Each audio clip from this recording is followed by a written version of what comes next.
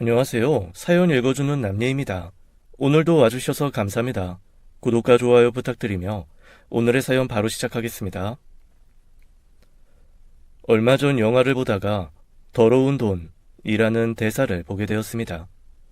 다른 사람이라면 그냥 지나칠 수도 있는 대사였는데 저는 이상하게도 영화를 보는 내내 그 더러운 돈이라는 것에 묶여서 영화에 집중할 수가 없었습니다.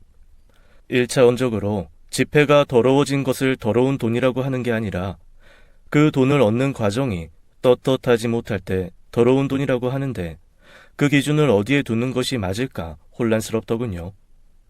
어쩌면 저조차도 자라는 내내 그리 깨끗하지만은 않은 돈으로 컸기 때문에 더더욱이 그런 자괴감에 빠져들었던 것 같습니다. 안녕하세요. 저는 매일매일 어디서 흘러 들어오는지 모를 돈을 만지며 살고 있는 은행원입니다. 원래는 일반 회사원이었는데 40대에 도전을 다시 해서 은행원이라는 직업을 얻었죠. 돈 만지는 일을 해보고 싶다 생각했던 것 같아요. 하루에도 수많은 지폐를 세고 또 셉니다. 수가 맞아야 집에 갈 수 있거든요.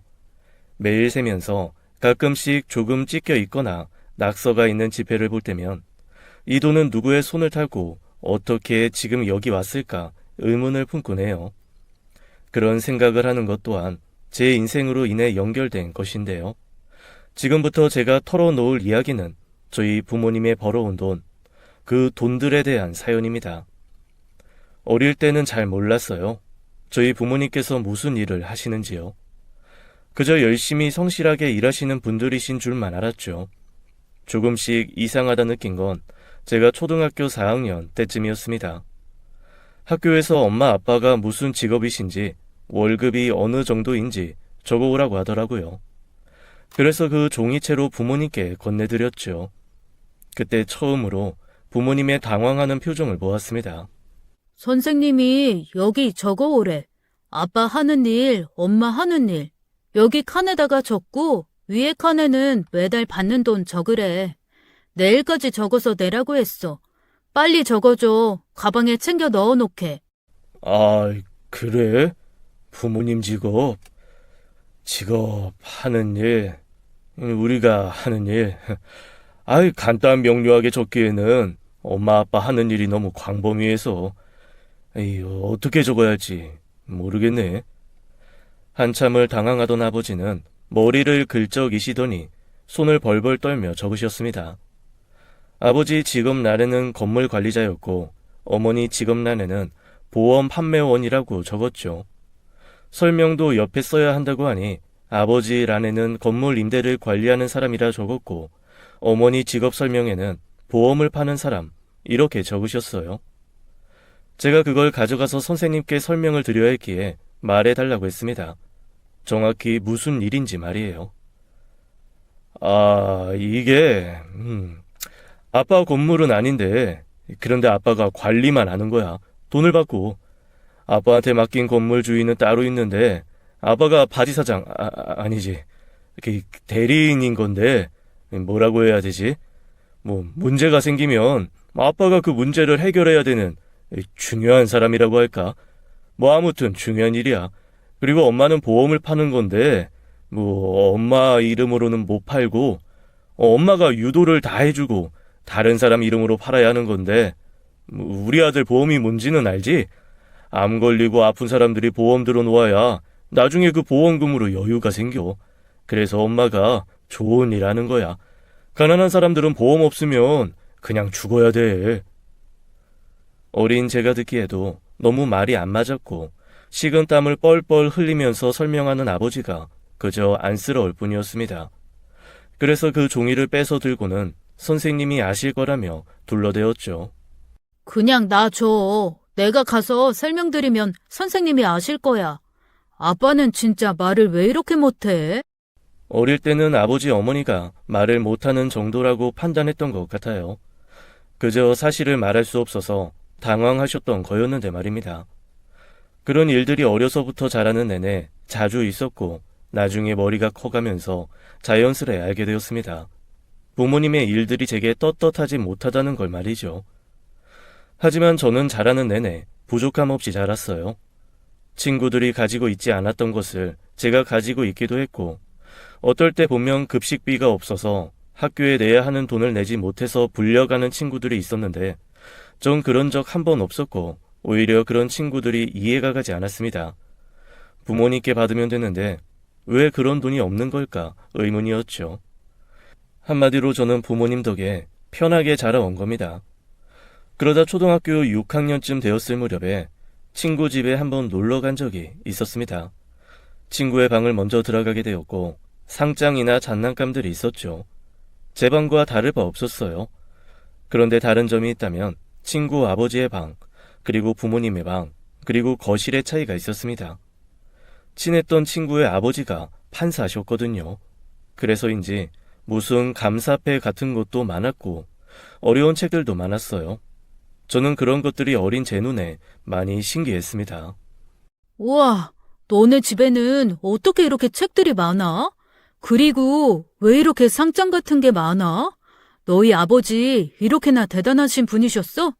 상을 대통령한테도 받고, 우와, 정말 멋지잖아. 별거 아니야. 우리 아버지 말로는 원래 아빠가 하는 일을 하다 보면 자연스럽게 하나둘씩 받는 거래. 그래서 아무것도 아니래. 어떻게 아무것도 아닌 게 돼, 이런 것들이. 그리고 너희 아버지 공부도 엄청 잘하셨나 보다. 아버지 어릴 적에 받은 상장도 엄청 많아. 우와, 나는 이면지인 줄 알았는데 얼마나 공부를 잘하셔야 상장이 이렇게 포개져 있을 수 있어? 너무 멋지다. 나 이런 거 처음 봐. 대단하다. 저는 친구 집에 가서 한참을 감탄만 하다가 온 기억이 있습니다. 친구는 집안 대대로 법조계에 계신 분들이었고 친했던 그 친구도 경찰이 꿈이라고 했었죠. 그렇게 한참을 감탄하다가 친구가 끝에 건넨 말이 저희 아버지가 무슨 일을 하시냐고 묻더라고요. 그저 만나면 깔깔대고 떠들기 바쁘고 어렸으니 그런 거 물을 새가 없었어요. 하지만 제가 먼저 친구 아버지에 대해 세세하게 물으니까 그 친구도 그제야 저희 아버지에 대해 의례적으로 물었던 거죠. 그런데 저도 모르게 그 친구의 질문에 말문이 턱 막혀버렸습니다. 그때도 알았던 것 같아요. 저희 아버지는 친구 아버지와는 다르게 자랑할 만한 직업은 아니었다는 걸 말이죠. 우리 아버지는 나도 정확히는 모르는데 무슨 건물 빌려주는 거 그런 일 하신다고 했어. 그래서 잘 몰라. 자세히 물어본 적도 없고. 아, 임대업 하시는구나. 대단하시네. 우리 아빠가 그랬는데 건물 임대업 하는 사람들이 세상에서 돈이 제일 많다고 했어. 너 부자였구나? 멋지다. 아, 좀 있으면 우리 아버지 퇴근하고 들어오실 시간인데 인사드리고 가. 같이 밥도 먹고 가고. 우리 아버지 말씀하시는 거 되게 재밌으셔. 오늘 무슨 판결 내리셨는지 재미있게 얘기해 주실 거야. 저녁 같이 먹을 때 매일매일 말씀해 주시거든. 와, 너희 아버지 이렇게 일찍 들어오셔? 우리 아버지는 새벽이나 들어오셔서 내가 깨어있을 때 같이 밥을 먹은 적이 없는데. 좋겠다. 아버지랑 저녁밥 먹을 수 있어서. 저희 아버지는 주말에는 거의 누워 계셨고 평일에는 제가 학교 갈 때는 누워 계시고 학교 갔다 오면 집에 계시지 않으셨습니다. 그래서 사실 얼굴 뵐 일이 거의 없었어요. 한 번씩 제 주머니에 몇만 원씩 용돈을 주시는 게 다였죠. 어머니도 그랬어요. 누가 보험을 든다고 하면 어머니가 후다닥 나가셔야 해서 어머니가 차려놓은 식은 밥을 먹거나 거의 저 혼자 있는 시간이 대부분이었습니다. 그래서 모든 부모님들이 다 그런 줄 알았는데 아니었나 보더라고요. 제 주머니에는 늘 지폐들이 수북했고 집에는 늘 저 혼자 있었습니다. 그런 저와는 달리 저녁 6시면 집에 들어오시는 친구의 아버지, 그리고 따뜻한 밥을 차려주시는 친구의 어머니, 그걸 당연하게 받아들이는 친구의 모습을 보면서 나와 많이 다르구나 하는 걸 그때 느꼈어요. 내가 사는 삶이 당연한 건 줄 알았는데 한참 잘못 되어져 있었구나 생각이 들기 시작했습니다. 그렇게 친구네 집에서 밥을 먹고 친구 아버지께 이런저런 이야기를 들으니 저도 모르게 신이 나고 들뜨게 되더라고요. 그러다가 친구 아버지께서 부모님께서 뭐 하시는지 물으시자 저도 모르게 사례가 들려서는 마구 기침을 하게 되었습니다. 그 덕에 그 질문은 다행히도 그냥 넘어가게 되었고요. 식사를 다 마치고 같이 이런저런 이야기를 더 나누다가 친구 아버지께서 집에 데려다 주셨어요. 그리고 저를 집에 데려다 주시면서 말씀하셨습니다.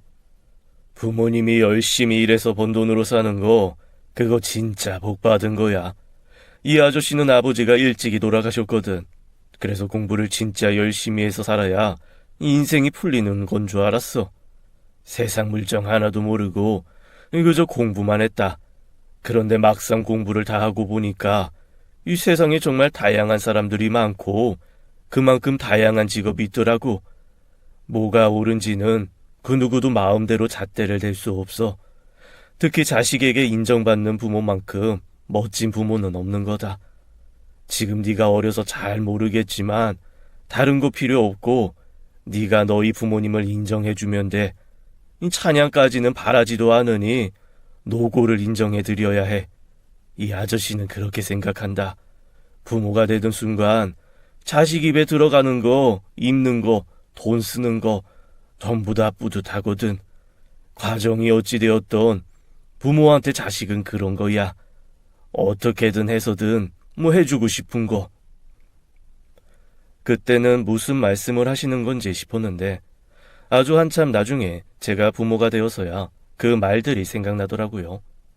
무슨 마음으로 제게 그런 말씀을 해주신 건지 말입니다. 그리고 그날 친구 집에 다녀오고 저는 일부러 부모님 앞에서 친구 집에 다녀온 소감을 마구 이야기했습니다. 엄마, 친구네 아빠는 판검사시래. 그래서 오늘 어떤 판결을 내리고 오셨는지 나한테도 말해주셨어. 정말 멋있어. 공부를 진짜 많이 하셔서 방 안에 상장이 가득가득 쌓여 있었다? 그리고 공부 너무 잘해서 맨날 1등 하셨었대. 초등학생 때도 1등이었고, 중학교 때도 고등학교 때도 대학교 때도 한 번도 1등을 안 해본 적이 없으시대. 정말 대단하지. 나도 친구 아버지처럼 판검사 되고 싶어. 그래서 공부 진짜 열심히 할 거야. 엄마 아빠는 학교 다닐 때 몇 등이었어? 1등 해봤어? 제 물음에 부모님은 서로를 바라보셨고 멋쩍은 듯 웃으시고 대답이 없으셨습니다.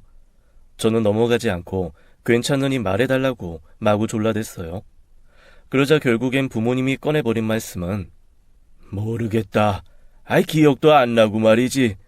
아빠는 초등학교도 안 나왔거든. 엄마도 그렇고 1학년까지 다녔던가? 당신이나 나나. 어린 제 마음에 그 대답이 너무 충격적이었어요. 어떻게 해야 초등학교도 안 나올 수가 있는 거지? 친구 아버지는 박사까지 하셨었는데 왜 내 부모님은 초등학교도 안 다녔지? 아버지의 그 솔직한 대답으로 인해 어렸던 저는 그때부터 부모님을 무시하기 시작했던 것 같습니다. 학교에서 무슨 숙제를 내거나 부모님과 해야 할 거리들을 줄 때면 집에 오는 길에 버리거나 부모님께 내색도 하지 않았어요. 그래서 결국에 나중에는 선생님께서 저를 부르셨죠. 왜 부모님과 함께하는 숙제를 하나도 하지 않았느냐고 말입니다. 그래서 저는 그날 선생님 앞에서 엉엉 울면서 말했습니다. 저는 못해요. 제가 지금 초등학교 6학년인데 우리 엄마 아빠는 초등학교 1학년도 안 나왔대요. 그런데 어떻게 그런 엄마 아빠가 나를 가르쳐요. 아는 게 하나도 없을 텐데 무슨 수로 날 가르치느냐고요. 선생님도 당황하셨는지 제게 말을 잇지 못하셨고 한참을 고민하시다가 아무리 배움이 부족해도 부모님이 살아오시면서 겪은 일들 자체가 교육이라면서 학교에서 전해주는 숙제들과 학력은 상관이 없다고 말씀하셨습니다. 하지만 아무리 선생님이 좋게 포장해서 말씀을 하셔도 알 수 있었어요. 선생님조차도 저희 부모님의 수준이 어느 정도일지 알지 못하신다는 것을요.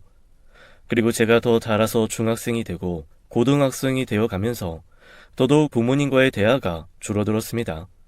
제가 일방적으로 부모님을 무시했던 것이죠. 그리고 제가 그럴수록 부모님께서는 제 눈치를 보시고 조심스러워 하셨습니다. 한 번씩 제게 요즘 학교 다니는 게 어떤지 물으실 때가 있었는데 아들, 요새 날도 더운데 공부하기 괜찮어? 힘든 건 없어? 뭐 필요한 거 있으면 엄마한테 말해. 엄마가 다 준비해 줄게. 요즘 네 또래 애들 보니까 교복 안에 시원해지는 티 입고 그런다는데 그런 거 몇 장 사줄까? 됐어. 내가 언제 그런 거 사다 달라고 했어? 내 친구네 부모님은 학교 선생님이셔서. 됐다. 내가 엄마 아빠랑 공부 관련해서 무슨 이야기를 하겠어. 그냥 담임 선생님하고 이야기하고 말지. 제가 그렇게 싹수 없게 이야기를 할 때면 다른 부모님이라면 한 대 때리거나 한 소리 하셨을 텐데, 속상하게도 저희 부모님께선 한 말씀도 못 하시고 그저 그렇구나, 고생이 많네, 그런 식의 말씀뿐이셨습니다. 그 당시에 철딱서니가 없었던 건지 생각이 없었던 건지 개념을 밥 말아먹어서 부모님께 정말 너무 심하게 행동했어요. 돌이켜 볼수록 후회하는 행동들이었어요. 그리고 제가 그런 건방진 행동들을 해도 부모님께서 다 받아주시니 점점 더 선을 넘었던 것 같습니다. 아마도 제가 잘난 줄 기고만장했었던 것 같아요. 그러다 어느 날 계속해서 제가 반항하는 듯한 태도를 보이니 어머니께서 어떻게든 분위기 좋게 풀어보시려고 저를 데리고 밖으로 나가셨습니다. 우리 아들 누구 닮아서 이렇게 팔다리가 길쭉길쭉한지. 저번에 보니까 산지 얼마 안 된 옷이 벌써부터 작아진 것 같더라고. 엄마가 큰맘 먹고 비싼 옷으로 한 벌 맞춰줄 테니까 같이 가자, 백화점. 됐어. 돈이나 줘. 나중에 친구들이랑 가서 사 입을 테니까. 평소에 신경도 안 쓰더니 갑자기 신경 쓰는 척이야. 그래도 엄마랑 가야 이거저거 돈 신경 안 쓰고 많이 사지.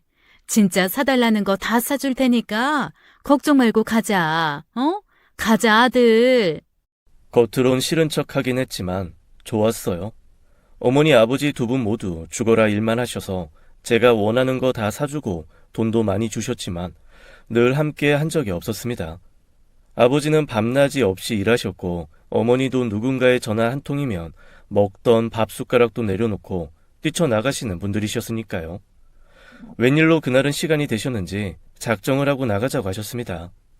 정말 처음이었어요.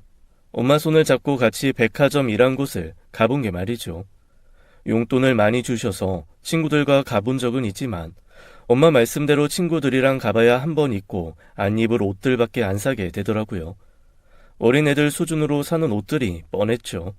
어머니와 이런저런 새 옷들을 사고 밥을 먹으려고 하는데 식당가에 향하던 중에 어머니 아시는 분을 만나 뵙게 되었어요. 그런데 어머니는 뭔가 안절부절 못하고 어려워하는 분위기였고 그 아줌마는 저희 어머니를 매우 쉽게 만만하게 대하는 투였죠. 사모님, 안녕하세요. 여기는 제 아들이에요. 키가 갑자기 훌쩍 커서 옷 사러 잠시 나왔어요. 원래 시간이 없어서 자주 못 나오는데 얼마 만에 나오는 건지 몰라요. 그래요? 어쩐지 우리 실장님 바쁘신 분이신데 무슨 일이신가 했잖아. 내가 약관 돌리라고 한 건 다 돌렸죠? 콜백도 다 하고 해피콜도 한 번씩 다 하고. 그렇게 다지게 안 하면 맘 돌아서는 거 금방이에요. 알죠? 내 이름 달고 하면서 똑바로 해야죠. 뭔가 좋게 말하는 투이기는 했지만 또 뭔가 모르게 기분이 나쁜 그런 말투였어요. 그렇게 어색한 대화를 나누다가 어머니께서 급하게 대화를 끝내고는 저와 식당가로 향했고 그 기분 나쁜 아줌마는 화장실로 향했습니다. 저는 화장실이 급해져서 어머니를 먼저 식당가로 보냈고 급하게 화장실을 갔다가 나오는데 방금 마주쳤던 그 아줌마의 목소리가 들렸습니다. 왜 있잖아. 자격증도 없어서 내 이름 팔아가면서 보험팔이하는 그 멍청한 여자. 오늘 내가 백화점에서 마주쳤다니까. 내 뒤치다꺼리 하는 주제에 백화점씩이나 다녀. 원님 덕에 나발 분다고 남의 이름 팔아서 돈 버는 주제에 무슨. 암튼 나 담당자 바꿔줘요. 일도 똑바로 못하는 것 같은데 헛바람만 잔뜩 들어서는. 주제도 모르고. 그 여자 그때 뭐라 그랬지? 초등학교도 다 못 나왔다고 했지? 세상에 요즘에도 그런 사람이 다 있나? 참나. 어쩐지 배운 게 없으니 대화할 때 답답하고 말이야. 한 번에 말한 거 못 알아쳐먹고 짜증나. 저희 어머니가 떳떳한 일을 하시는 건 아니란 건 알고 있었지만 정확하게 무슨 일인지는 몰랐었습니다. 그 아줌마 말을 엿들어 보니 보험을 판매하려면 자격을 취득해야 하는데 저희 어머니는 그 자격이라는 걸 취득하지 않았고 그 아줌마의 명함을 빌려 세일즈를 하는 거였죠. 그리고 저희 어머니가 열심히 보험을 판매하면 그 판매한 금액에서 몇 프로만 저희 어머니가 가지는 시스템이었어요. 예를 들어 하나의 보험을 팔아서 100만 원 정도를 판다고 한다면 저희 어머니가 30만 원 정도만 가지는 것이죠. 보험을 소개하고 사인받는 모든 걸 다 하는데 고작 그걸 받고 일하는 거였습니다. 보험 판매 자격을 가지고 있지 않다는 이유로 말이죠. 겉보기에는 보험 왕의 비서 정도로 포장되어 있지만 이름만 빌려서 저희 어머니 혼자서 일을 다 하시는 거나 마찬가지였어요. 저는 어머니가 계시는 식당가로 가지 않고 혼자 집으로 가버렸습니다. 너무 속상했어요. 어머니가 그런 취급을 받는 것도 속상했고 그렇게 번 돈으로 제가 옷을 사고 용돈을 많이 쓴다 한들 기분이 유쾌하지 않았습니다. 집으로 혼자 돌아와서 방에 처박혀서 웅크리고 앉아 제 방 안의 모든 것들을 모았어요. 걸려있는 옷, 사달라고 하지도 않았는데 아버지가 사온 비싼 가방, 늘 원하기 전부터 채워졌던 물건들, 전부가 쓰레기로 보였습니다. 부모님이 남들에게 손가락질 받으며 번 돈으로 산 모든 물건들이 눈앞에 보이는 것만으로도 화가 치밀어 올랐어요. 그렇게 한참을 이를 악물고 있는데 한참을 기다리다가 몇 시간이 지나서야 어머니께서 집으로 들어오시는 소리가 들려왔습니다. 제가 방 안에 있는 걸 확인하시더니 화도 내지 않으시고 그저 걱정했다고만 말씀하시는데 그 걱정에도 화가 치밀어 올라왔죠. 엄마, 아까 백화점에서 만난 아줌마, 엄마가 그 아줌마 이름 빌려서 돈 버는 거야? 왜 떳떳하게 일하는 게 아니라 남인 척 연기하고 돈을 벌어? 엄마는 엄마 이름 없어? 그래서 그러고 사는 거야?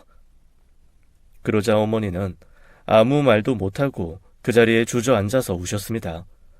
저는 그런 모습도 보기 싫어서 제 방 문을 닫아버렸죠. 그때 전화벨이 울렸고 아까 그 아줌마인 건지 어머니는 목소리를 가다듬고는 가방을 챙겨서 밖으로 나가셨어요. 차라리 거지로 사는 게 낫겠다 싶었어요. 그렇게 살 바에는 말이죠. 그 일이 있고 한동안 저는 아버지 어머니 모두에게 말을 하지 않았습니다. 말 한마디 섞기 싫다는 듯 자리를 피하거나 들어도 못 들은 척하기 일쑤였어요. 그러다 아버지가 하시는 불법적인 일이 호황인 건지 한 차례 이사를 하게 되었습니다. 그것도 엄청 큰 집으로 말이죠.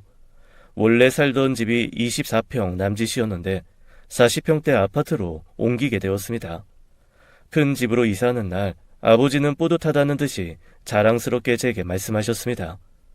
아들, 이 아버지가 이 집 구하려고 얼마나 죽어라 일했는지 아냐? 아마 너는 모를 거다. 잠자는 시간도 줄이면서 돈 벌었어. 그러니까 너는 그런 아빠 공을 꼭 알아줘야 하는 거야. 좀 있으면 우리 아들 대학도 갈 거고 또 조금 더 있으면 머지않아서 결혼할 사람이라도 데리고 올 건데 사는 집이 이 정도는 돼야 그럴듯하지 않겠냐? 그렇지? 아버지의 뿌듯함과는 달리 이상하게 전 그 집을 빨리 탈출하고 싶다는 마음이 컸습니다. 저에게는 꼭 모래성 같은 느낌이었거든요.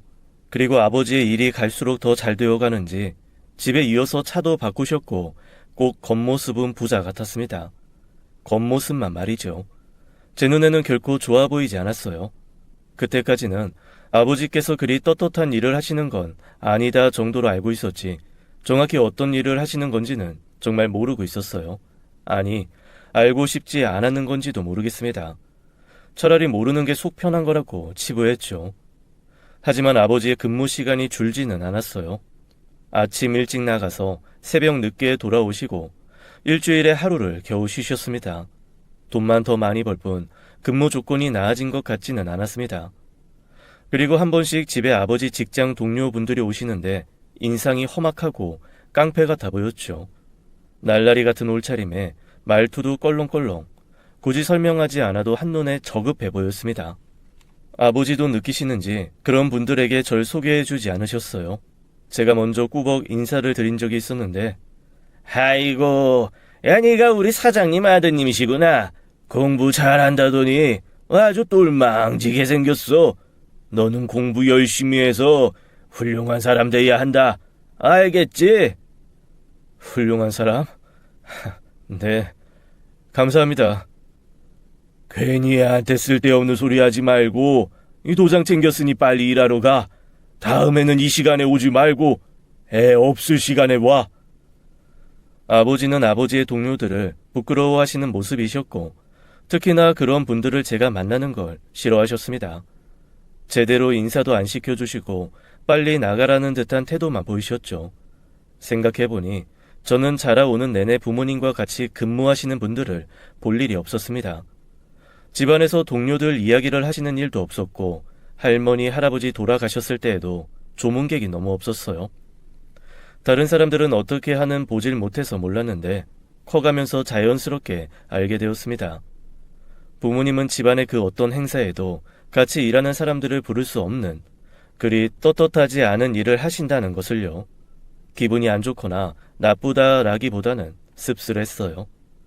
그렇다는 건 한참 나중에 우리 부모님이 돌아가시거나 환갑잔치라도 해드리면 난 대체 누구, 어떤 분들을 초대할 수 있는 걸까 라는 생각이 들었으니까요.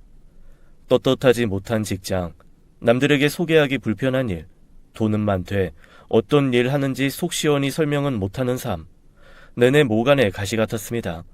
그래도 한순간도 열심히 일하시는 부모님께 감사한 마음을 가져본 적이 없었습니다. 부모님과 제가 별개의 사람이 아닌데 저도 모르게 나는 저 사람들과는 다르다라는 걸 증명하고 싶었던 건지 열심히 공부를 했죠. 그래서 좋은 대학에 갔고 대학에 가서 다양한 친구들을 만나면서 더더욱 부모님에 대해 부끄럽게 생각하기 시작했습니다. 친구들의 부모님은 대부분 교직에 계시거나 사업을 하시는 분들, 아니면 사회에 환원하는 좋은 일을 하시는 분들이 많았어요. 의사도 계셨고 자원봉사를 하시는 분들도 계셨습니다. 많이 친하지 않고서야 부모님 직업까지는 잘 모르지만 조금 길게 대화를 하다 보면 쉽게 알 수 있었죠. 그만큼 그 친구들이 부모님 하시는 일에 대해서 자부심이 있었고 자랑스러워 했으니 말입니다. 하지만 반대로 저는 친구들이 먼저 저희 부모님에 대해 묻지 않는 이상 절대로 대화 속에서 가족과 연계될 만한 이야기를 꺼내지 않았습니다. 하지만 대학도 결국에는 하나의 작은 사회이다 보니 학생 이외에도 차를 끌고 좋은 옷을 입고 다니고 아르바이트를 하지 않는 저에게 친구들이 하나둘 묻기 시작했어요. 야, 너 솔직히 말해. 내가 1학년 때부터 쭉 봐서 궁금해서 그러는데 너 집 되게 잘 살지? 너네 부모님 대체 무슨 일 하시길래 이렇게 너한테 다 퍼주시냐? 예전부터 너무 궁금했는데 네가 좀 회피하는 것 같아서 말이지. 네가 아버지 뭐 하시노? 아, 우리 아버지 그냥 직장 다녀. 장소 같은 거 대여해주고 뭐 그런 거 있잖아. 임대업이라고 해야 할까? 와, 진짜 왕부자네. 그러면 너도 그럼 네 이름으로 된 건물 몇 채씩 있고 그래? 아니면 이미 너 태어날 때부터 건물 주고 그랬냐? 정말 부럽다 짜식아. 금수저네 이 새끼. 그런 거 아니야. 부자 아니고 금수저도 아니야. 별일 안 하셔. 저도 모르게 부모님 이야기가 나오면 움츠러들고 그랬어요. 어떤 친구들 중에는 아버지 성함을 묻는 친구들도 덜어 있었습니다. 명함을 줘보라는 애들도 있었고요. 그렇다 보니 조금씩 가볍게 알고 지내던 친구들과도 선을 긋거나 멀리하게 되었습니다. 나중에 졸업을 할 때쯤이 되니 제 주변에 남아있는 친구들도 하나 없었고 친하다 하는 친구들도 저희 부모님이 정확히 뭘 하시는 분들인지 모르고 있었습니다. 반대로 저는 그 친구들이 어떤 부모님에게서 어떻게 자랐는지 훤히 다 알고 있었는데 말이죠. 유일하게 제 곁에서 오래간 남아있던 친구가 지금의 제 와이프였습니다. 같은 학교이기는 하지만 같은 과는 아니었고 도서관에서 자주 만나는 친구였어요. 친구들 속을 피해서 제가 늘 도서관에서 살았었거든요. 아내는 제 도서관 자리 바로 옆에 앉아있던 학생이었습니다. 저는 시간을 때우려고 오는 경우가 많았는데 아내는 정말 죽도록 공부를 하고 있었죠. 그러다가 어느 날은 꼬르륵 소리가 엄청 크게 나서 보니 아내의 배에서 나는 소리였어요. 그래서 제가 가지고 있던 초코바를 몇 개 쥐어주었습니다. 그때부터 많이 가까워지고 친해졌어요. 이상하게 친한 친구들보다 아무것도 모르고 알게 된 아내에게 제 이야기를 하는 것이 편했습니다. 그날 일을 계기로 한 번씩 같이 밥도 먹고 도서관에서 나와서 잠을 깨며 걸으면서 사적인 이야기를 주고받았는데 거의 저의 고민 상담소였죠. 아내의 친정은 시골에서 두 분 다 벼농사를 지으셨고 어렸을 때부터 그런 일들이 지긋지긋했다고 했습니다. 뜨거운 태양 받아가면서 부모님이 죽어라 일해봤자 버는 돈은 한정적이었고 너무 많은 노동을 하시는 게 안쓰럽고 고돼 보여서 자신은 공부 열심히 해서 편한 일 할 거라고, 그래서 공부를 열심히 하는 것이라고 말했죠. 아마 우리 부모님은 하루에 4시간은 주무실까 몰라. 나는 태어나서 줄곧 부모님이 자고 계신 모습을 본 적이 없어. 늘 일이야 일, 자식 농사라는 표현을 하잖아. 그런데 우리 부모님이 농사일 하시듯이 자식 농사를 지으셨으면 아마도 나는 형제가 100명은 되지 않을까 싶네. 일에 매달리시느라 정작 진짜 자식인 나는 잘 못 돌보셨어. 나는 거의 혼자 컸지 뭐. 나보다도 별을 더 사랑하시니까. 그래서 나는 진짜 돈 편하게 버는 모습 부모님한테 보여드릴 거야. 그렇게나 뼈 빠지게 벌어봐야 얻은 게 집 한 채, 그리고 빠듯하게 나 대학 보내시는 게 다니까. 난 그게 너무 속상해. 일한 만큼 버셨으면 좋겠거든. 하지만 저는 그런 아내의 부모님이 대단해 보였고 그런 말들 자체를 떳떳하게 말할 수 있는 아내가 부러웠습니다. 하지만 역으로 내 부모님에 대한 말들이 돌아올까봐 더는 물을 수도 없었죠. 그런데 그때 아내가 저희 부모님은 어떤지에 대해 물었습니다. 너 소문났더라? 너네 집 부자라고. 대학생이 돈이 어디 있냐?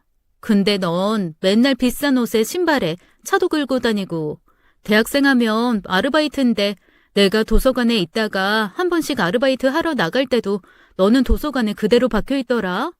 난 밥 먹을 시간도 없어서 꼬르륵 대는데 너는 그런 것도 없는 것 같고.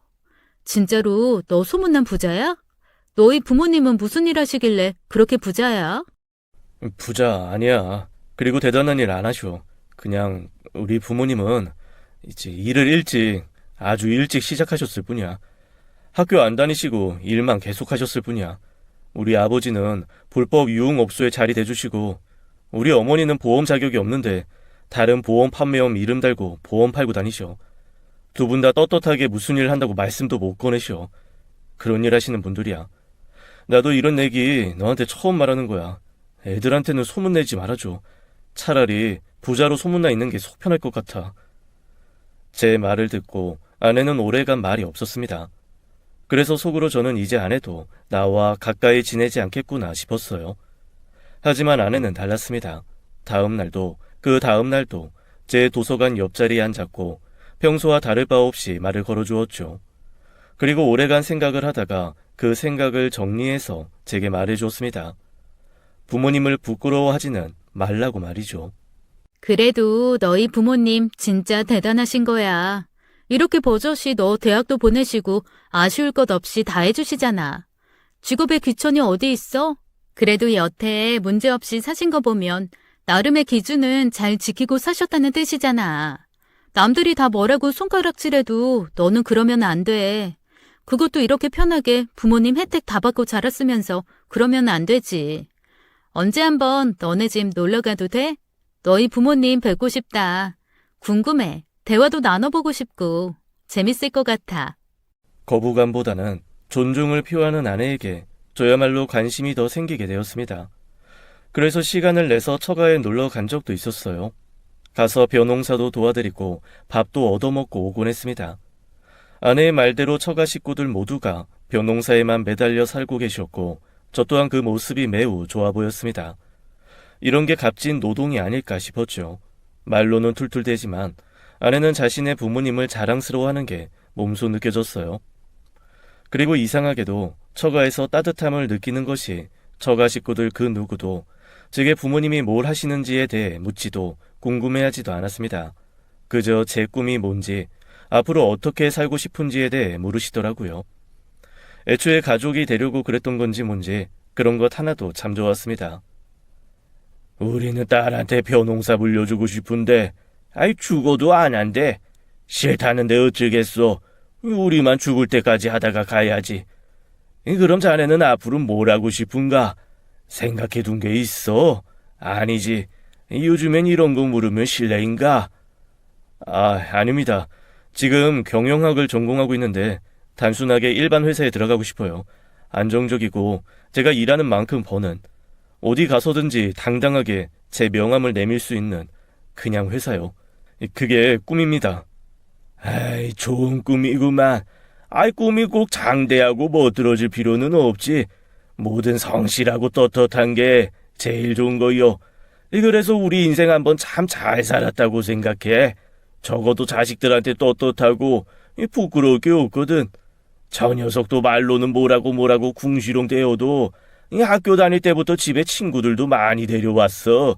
입으로는 우리가 벼농사 지은 쌀이 제일 맛없다고 하면서도 아예 아무리 자취하고 그래도 꼭 집에서 키운 쌀 가져다가 먹어. 이 밖에 나가서 먹은 쌀은 맛없다고 말이지. 그럼 된 거야. 그럼 잘 산 거지. 장인어른 말에 저도 고개를 끄덕였고 아내의 집에 잘 온 것 같다는 생각이 들었습니다. 그리고 다시금 저희 부모님이 떠올라 조금은 부끄러워졌죠. 그래서 처음으로 아내에게만 집에 놀러 오라고 초대를 했습니다. 저도 부모님과 같이 아내에게 식사 대접을 하고 싶다고 말이죠. 그래도 기브 앤 테이크지. 나도 거하게 초대받았는데 당연히 나도 대접해드려야지. 나만 인사드리는 건 좀 그렇고 우리 사이도 말씀드릴 겸 우리 부모님 볼래? 아마 좋아하실 거야. 내가 이런 적이 처음이어서 초대할게. 같이 밥 먹자. 우리 부모님이랑. 미리 부모님께도 말씀을 드렸어요. 진지하게 만나는 여자친구가 있다고, 같이 밥 먹고 인사도 시켜드리겠다고 말이죠. 그러자 저희 어머니께서 굉장히 좋아하셨어요. 제가 자라는 내내 단 한 번도 집에 친구를 초대한 적이 없었거든요. 웬일인가 하시면서도 잔뜩 들뜨셔서는 집 대청소도 하시고 없던 인테리어 소품도 사고 옷도 사고 난리가 아니었습니다. 그 당시에는 저를 자신의 고향집까지 초대해 주었던 아내가 고마워서 답례의 의미였는데 다시 돌이켜 생각해보면 진짜 가족이고 싶어서 처음으로 하지 않았던 행동을 했던 것 같습니다. 솔직하고 뭐든 정직하게 다 보여주는 아내가 부러우면서도 오래 같이 하고 싶어서 말이죠. 그리고 아내가 저희 집에 초대되어 온 당일 제가 그간 품고 있던 부정적인 모든 것들이 부모님 앞에서 처음으로 모두 다 터져 나왔습니다. 어색하게 인사를 나누고 같이 식사를 하는데 아버지께서 아내에게 부모님 뭐 하시는지를 바로 물으셨어요. 반대로 저는 처가에서 그런 질문 한 번도 못 받았거든요. 제가 불편해할까봐 장인 장모님께서 집안 관련해선 한마디도 안 물으셨으니까요. 단박에 나오는 아버지의 무례하게 느껴지는 질문에 저는 눈살이 찌푸려졌습니다. 하지만 아내는 아랑곳하지 않고 네, 아버님. 저희 부모님 두 분 다 이천에서 쌀농사 하세요. 대대로 해오던 거라서 그냥 살면서 무조건 쌀농사 할 팔자다 하셨대요. 아버지의 물음에 자랑스럽다는 듯이 이야기를 했고 아내의 말에 아버지 어머니 모두 고개를 갸웃하시는 겁니다. 아유, 농사꾼이시구나. 그거 너무 힘든데 돈도 안 되고. 그래도 쌀 하나는 배불리 먹고 컸겠어. 그럼 대를 이어서 쌀농사 지어야 하는 거야? 우리 아들이랑 같은 대학이면 공부 꽤나 했다는 건데 농사 짓기 아깝다. 아이, 그러게. 고작 농사나 짓고 살 거면 그렇게 공부한 거 너무 아깝지. 못하러 서울까지 가서 대학을 다녀. 그냥 놀다가 논밭 일구면 되는 거 아닌가. 헤헤. 아내를 앉혀두고 처가에 대해서 함부로 말하는 부모님의 모습에 화가 치밀었고 저도 모르게 큰 소리를 치게 되었습니다. 제발 잘 알지도 못하면서 그렇게 말씀하지 마세요. 농사는 뭐 아무나 짓는 줄 아세요? 공부 엄청 해야 되고 손 많이 가고 전문가가 해야 되는 게 농사예요. 무식하면 농사 짓는 게 아니고 땅도 있어야 하고 대대로 잘 배우고 공부해야 하는 거라고요. 아시겠어요? 물론 고생한 만큼 벌이는 안 될지 몰라도 대단하신 분들이에요. 엄마 아버지는 어디 일하시는 거 누구 앞에서 당당히 말하실 수 있고 떳떳하세요? 열심히 일해서 돈 벌면 그게 뿌듯하시긴 하세요? 오늘 너무 고생했다, 일 잘했다, 입 밖으로 꺼낼 수 있냐고요. 엄마 아버지는 부끄러운 일 하시잖아요. 돈 많이 벌어다 어디다가 돈 자랑도 못하고 버는 만큼 세금 신고도 다 못할 만큼 출처도 불분명한 돈들만 버시잖아요. 그런 분들이 뭘 아시겠어요. 떳떳하게 힘들게 노력해서 버는 값진 돈에 대해서요. 제가 자리에서 일어나 소리치자 그간 억눌려 왔던 마음에 아버지도 화가 나셨는지 손바닥으로 제 옆통수를 빡 치셨고 아내와 어머니는 놀라서 굳어 있었습니다. 그래, 내가 검은 돈 만져가면서 값지지 않은 돈 벌어서 네가 그 돈 받아서 이 호의호식하면서 산 거다, 이 자식아. 그럼 그 돈 받지 말지 그랬냐, 이 자식아. 그냥 너 혼자 잘나서 너 혼자 나가서 잘 살지 그랬어. 우리 도움 없이 받을 거 다 받아놓고 이 고생 한번 안 해본 놈이 뭘 잘했다고 말끝마다 부모 무시하고, 네가 노골적으로 말하지 않아도 그동안 우리한테 준 상처된 말이 얼마나 수두룩한지 너는 아냐? 네 엄마랑 내가 이 떳떳해지고 싶지 않아서 이렇게 사는 거라고 생각하냐? 그럼 어떻게 해야 할까? 배운 게 없고 이 더러운 돈이라도 너처럼 가져본 적이 없어서 시작을 밑바닥부터 해야 하는데, 그럼 우리가 어떻게 살았어야 맞는 거냐? 네 말대로 이 정말 정당하게 벌이를 해야 한다면 너 지금 이 세상에 없었다. 이미 네 엄마나 나나 굶어 죽고 이 세상에 없었다고. 알아? 세상에 나서 이 배운 게 나쁜 경로였고 그게 나쁜 길인지 한참 지나서야 알았다. 네 말대로 무식하고 배운 게 없으니 내가 가는 이 길이 안 좋은 길인지 탄탄대로인지 뭘 알았겠냐? 안 그래? 너네 할아버지 할머니 이 돈이 없어서 돌아가셨다. 아니야. 그 몇 푼 하지도 않는 항생제만 있었어도 살았을 분들이 이 그깟 돈이 없어서 돌아가셨다고. 그래서 내 인생 첫 목표는 이 무슨 짓을 해서라도 내 식구 아프면 이 병원비는 낼 수 있게 사는 거. 내가 도둑질을 해서라도 내 식구 내 새끼 남들한테 거지 취급받지 않고 사는 거, 딱 그거 하나였다. 조금만 벌다 그만두자. 이 조금만 더 벌고 관두자. 매일매일 자기 전에 내가 생각하는 것들이다. 내일만, 오늘만. 그런데 인생이 그렇게 뜻대로 안 되더라. 내일만 했더니 네가 태어났고, 또 오늘만 했더니 네 엄마가 아팠다. 그리고 또 내일까지만 했더니 우리 집이 없더라. 그렇게 여기까지 온 거야. 큰 욕심 부리지도 않았어. 어쩌다 보니 네가 생각하는 그 나쁜 일을 내가 긴 시간에서 베테랑이 되었고, 아무것도 가지건 없는 네 애비가 내세울 거라고는 누구 앞에서 내세울 수도 없는 일이라 그냥 숨기고 돈만 벌고 살았어. 나도 잘 알아. 안 좋은 일인 거, 불법적인 거, 자식 앞에서 이 부끄러운 거, 자식이 날 부끄럽다고 면전에 말해도 화낼 수 없다는 거, 네가 자라면서 보고 느낀 게 다가 아니다. 적어도 네 엄마랑 나 너한테 부끄럽게만은 안 살았어. 적어도 너한테만은 진짜 잘 키웠다 생각할 만큼 열심히 키우고 가르쳤다. 배운 거 하나 없어도 그래도 너 하나 키우면서 널 보면서 배웠어. 느끼고 감동했고, 부모가 부족하면 너는 자식으로서 부끄러워할 게 아니라 가르쳐주면 되는 거야. 대화하고 우리랑 더 깊이 소통하면서 알려주면 되는 거지. 우리가 널 키우면서 아무것도 모르지만 사는 걸 가르치고, 웃는 걸 가르치고, 밥 먹는 거, 욕하지 않는 거, 어른을 공경하는 거, 그런 걸 가르쳐왔던 것처럼. 한참을 토로하시던 아버지는 자리에서 일어나 밖으로 나가셨습니다. 어머니는 서러움에 우셨고, 처음 초대에 여러 면모를 보게 된 아내는 그저 저희 어머니를 달래주었고 따로 저를 불러서 설명했습니다. 제가 한참 잘못 생각하고 살았던 것 같아 보인다고 말이죠. 왜? 우리 학교에서 그랬잖아, 애들이. 너 부잣집 아들 같다고. 그게 말이야. 네가 돈이 많고 차를 끌고 좋은 옷을 입고 다녀서만은 아니야. 아무리 봐도 네가 고생한 흔적이 안 보인다고들 이야기했어. 예를 들자면 네가 말투가 늘 평온하잖아? 화도 잘 안 내고 감정도 잘 안 드러내고 꼭 모든 걸 통달한 사람처럼. 애늙은이라고 표현해야 할까? 그러니까 좋게 말하면 속이 깊고 주변 사람들에게 조심스럽게 예의 바르고 가벼운 농담도 비속어를 절대 쓰지 않고 누군가를 장난으로 놀리지도 않고 가정교육 정말 잘 받았나 보다, 그런 개념이었어. 너한테 애들이 부잣집 아들 같다고 한 말이 그게 제일 컸어. 부모님이 좋으신 분들이신가 보다, 대단한 분들이신가 보다. 아마도 돈 많고 직업이 좋고 많이 배우신 부모 밑에서 자라서 저런가 보다. 애들이 그랬었어. 그런데 네가 한참 잘못 생각하고 살았구나 싶어서 내가 다 서운하다. 부모님은 얼마나 서운하시겠어?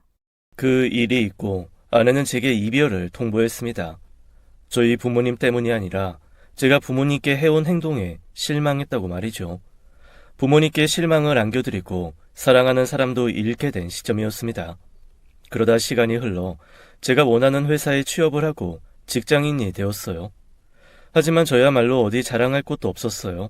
부모님과 그날 일 이후로 대화 한번 꺼내지 못했고 아내와는 헤어져서 연락이 두절되었고요. 제가 원하는 걸 얻었지만 그 누구에게도 기뻐할 수 없어서 울적했습니다. 집에서도 나와서 독립을 할 생각이었습니다. 그런데 새로 독립할 집을 계약하고 막 집에 들어서려는데 문 앞에 남자분 두 분이 계셨어요. 저희 아버지 성함을 물으면서 어떻게 아는 사이냐고 묻는데 시청에서 나온 조사원이라고 했습니다. 아버지가 건물을 불법 개조를 해서 유흥업 목적으로 사용하고 있는 것 같다고 말이죠. 그래서 아버지가 돌아오시면 전해드리겠다 하고는 집 안으로 들어왔습니다. 그런데 그 두 분이 돌아가시고 몇 분이 지나서 아버지가 방 안에서 나오시는 거예요. 그것도 신발을 들고 말이죠. 본인도 놀라서 신발을 챙겨서 후다닥 숨은 거라고 말씀하시는데 저는 그때의 아버지 눈빛을 잊지 못합니다. 겁을 잔뜩 먹은 덜덜 떠는 아버지의 모습을 말이에요. 그때는 화가 나기보다는 아버지를 달래드리게 되더군요. 아버지의 떠는 손을 잡아드리고는 이제 그만하셔도 된다고 말씀드렸습니다. 아버지, 이제 그 일 그만하세요.